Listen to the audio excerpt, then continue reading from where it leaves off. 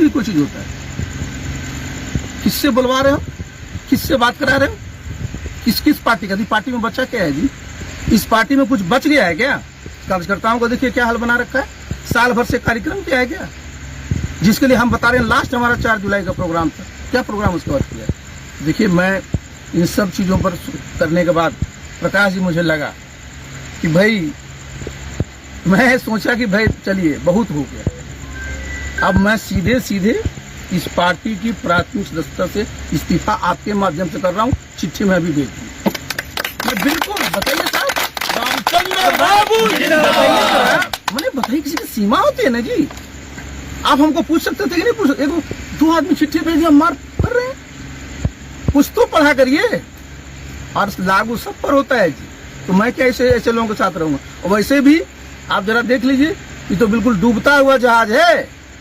मैं तो अपने सब वर्करों से कहूंगा कि जहां काम होना है वहां चलो, अपने साथ रहो मजबूती से। क्या करोगे इन लोगों का झोला ढो करके? यहाँ तो जितने सब झोला, पहले जितना लोगों को देख लीजिए चुनाव में खिलाफ काम किया, सब लोग महिमा मंडित हो रहे।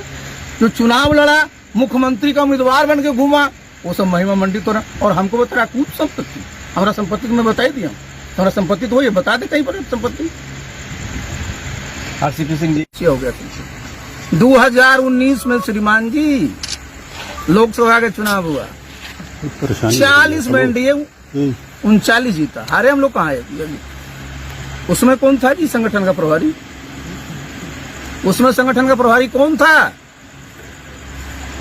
तो उसमें तो सब बढ़िया, और उसके बाद सब गड़बड़। आप जरा सोचिए, जो इलेक्शन हुआ है कोरोना के बाद ही चुनाव हुआ है, कोई तो टच में ही नहीं था कहीं।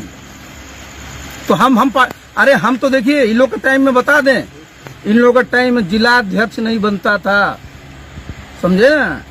अब तो कम से कम जिला अध्यक्ष रहा, प्रखंड अध्यक्ष रहा, पंचायत अध्यक्ष रहा, बूथ अध्यक्ष। इन लोग कहता था कि 30% सही है, तो बूथ तक पहुंच तो गया था जी।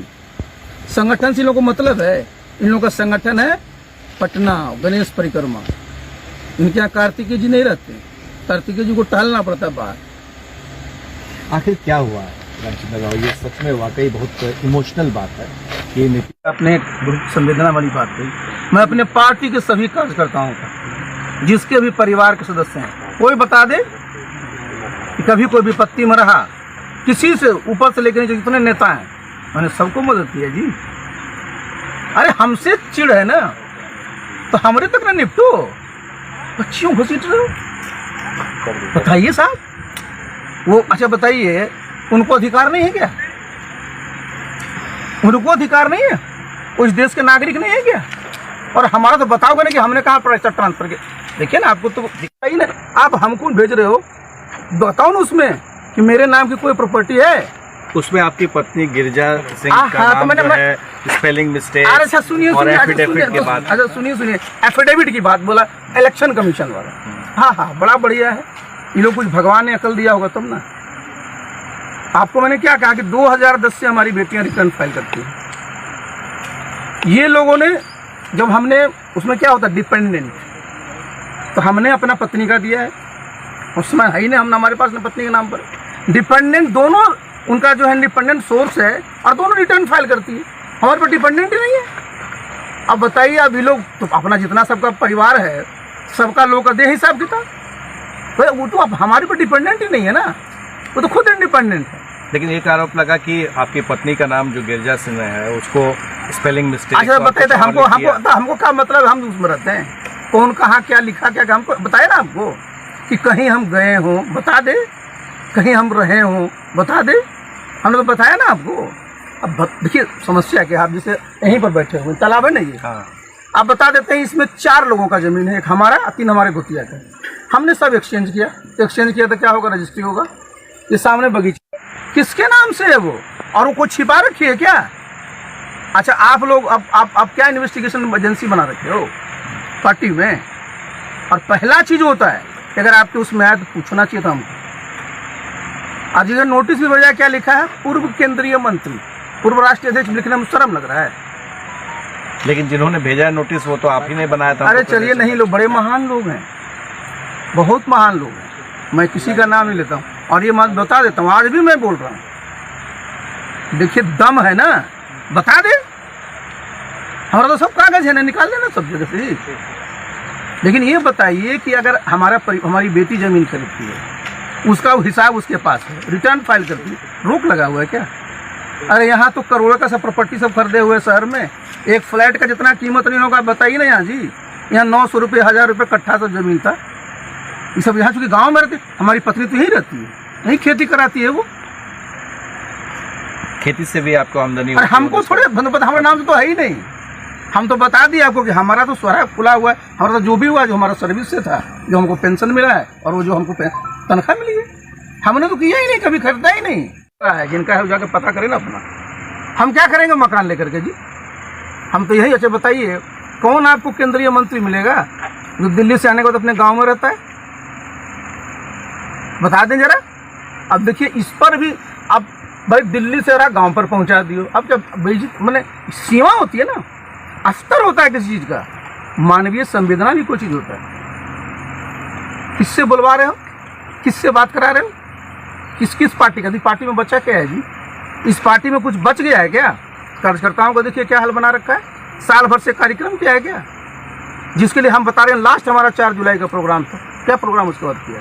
देखिए मैं इन सब चीज़ों पर करने के बाद प्रकाश जी मुझे लगा कि भाई, मैं सोचा कि भाई चलिए बहुत हो गया, अब मैं सीधे सीधे इस पार्टी की प्राथमिक सदस्यता से इस्तीफा आपके माध्यम से कर रहा हूँ। चिट्ठी में अभी भेज दी। बिल्कुल बताइए साहब, रामचंद्र बाबू मैंने बताइए, किसी की सीमा होती है ना जी। आप हमको पूछ सकते थे कि नहीं पूछ सकते? देखो 2 आदमी चिट्ठी भेज दिया, मार कर रहे हैं। कुछ तो पढ़ा करिए, और लागू सब पर होता है जी। तो मैं क्या ऐसे लोगों के साथ रहूँगा? और वैसे भी आप जरा देख लीजिए, ये तो बिल्कुल डूबता हुआ जहाज है। मैं तो अपने सब वर्करों से कहूँगा कि जहाँ काम होना है वहाँ चलो, अपने साथ रहो मजबूती से। क्या करोगे लोगों का झोला ढो करके? यहाँ तो जितने सब झोला, पहले जितना लोगों को देख लीजिए, चुनाव में खिलाफ काम किया, सब लोग महिमा मंडित हो रहे।